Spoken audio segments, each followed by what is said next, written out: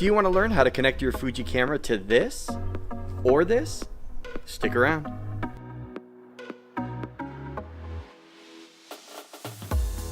So let's go ahead and dive right in. The Fujifilm Camera Remote App is available on the App Store as well as on Google Play.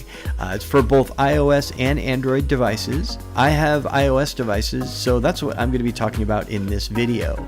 For my iPhone as well as my iPad, I've been using this app to transfer images for editing, as well as starting and stopping my videos, getting focus on my videos, and it just works. I love it, and I'm going to go through the steps that are involved to get it up and running. In the past with Fuji devices like my X-T1, you used to be able to hold down any function button or any button on the camera to change what that button does. And they changed this. You now have to go into the menu and select the individual button and then select what functionality you want that button to have. So what I'm going to do in the following steps is show you how to do that before you can actually connect your camera to your iOS device. So let's start with those steps.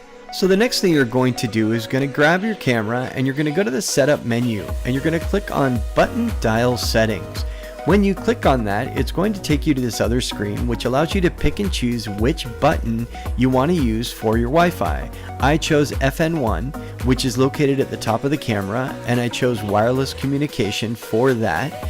And then you can use that button from then on for that function. So the FN button is then for wireless. You click that and it transmits a wireless signal.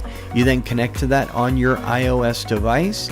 And then you can move on over to the app. You go ahead and click the icon and you go ahead and launch the app. And when you launch the app, you're going to get a really nice window that has all of your options.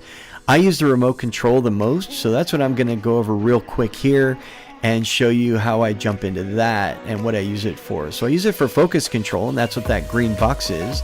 And then I switch it over to movie from camera.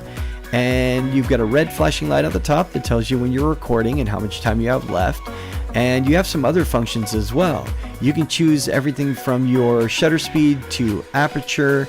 And then there's another menu that's going to allow you to get into your white balance, your ISO, and your film simulation, which film simulation you're using for your video, if you are using one. I love this app. It's a great app. Definitely poke around, check out all the features and functions of it. It's easy to use, and I've never had an issue with it. I know it only has 1.8 stars, but it's definitely a great app and definitely worth looking into and checking out.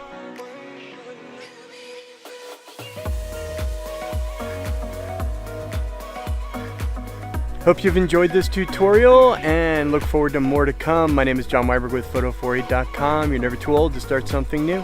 Until next time, take care.